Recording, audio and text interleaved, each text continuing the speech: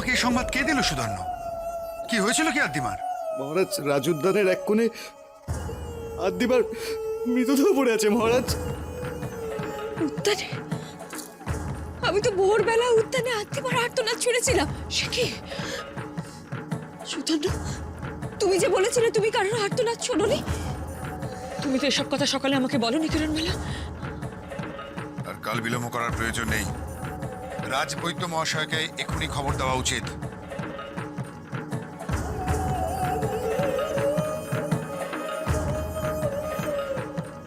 উফ, এই মর্কট সুধন্যটাকে ঠিক ফুলশয্যার আগে এরকম খবর একটা দিতে হলো।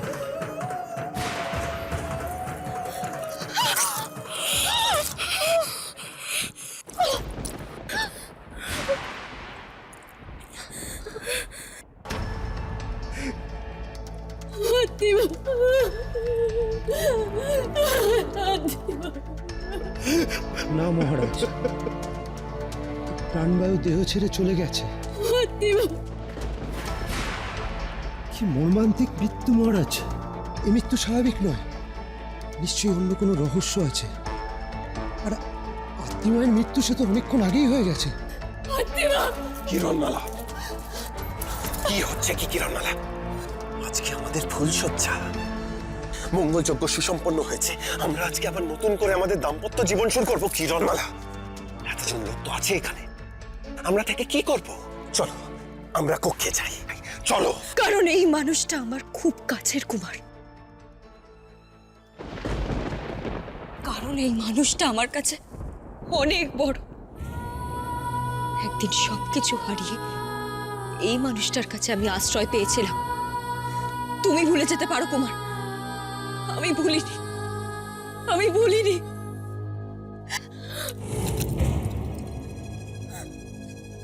আমি তোমার আর্তনাদ শুনেছিলাম আদ্দিমা, কিন্তু আমি কেন আরো ভালো করে খুঁজে দেখলাম না? তাহলে তোমাকে এভাবে প্রাণ হারাতে হতো না।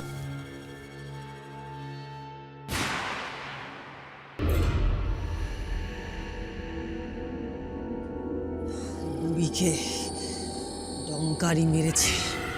তুমি কি করে বুঝলি লাকটিমা? তুমি দেখে বুঝতে পারছো না? এই কাজ ডঙ্কার ছাড়া আর কারুর হতে পারে না। আমরাই এত অনায়াসে বুঝতে পারছি কিরণমালা তো সহজেই ধরে ফেলবে। ওই মেয়ের চোখকে ফাঁকি দেওয়া এত সহজ নয়। কি করে এত কাঁচা কাজ করলো ডঙ্কার? না মা, ডঙ্কারকে আর বিশ্বাস করা যাবে না।